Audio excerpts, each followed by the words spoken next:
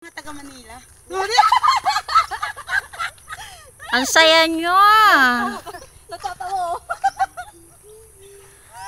Tawa siya sa akin eh. Ayan guys, papunta kami sa tabing dagat. Makikita, itutur namin kayo sa papuntang dagat. Ayan, napakalawak ng dagat doon sa kabila. Dito laang ay gubatan. Ayan ga ang kinarakel. Kinarakel yan? Hindi ko pa ano. Ano ba yun? Oo, dito ka tayo. Ayan, ang ating daan dito ay parang bundok. Hindi na ho kami nagsakay ng ano. Sayang naman ng gasolina na kukonsumo. Malapit-lapit lang naman. Mga 5 minutes mula sa bahay. Kung medyo mabagal-bagal, didagdagan natin 15 minutes.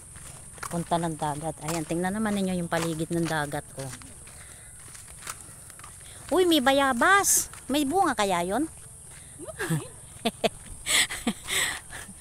Na mayabas pa eh, mga magsuswimming. Ayan, ganito lang ho dito sa amin. Kami maglalakad papunta sa dagat. Update ko kayo ha, pag nandun na tayo.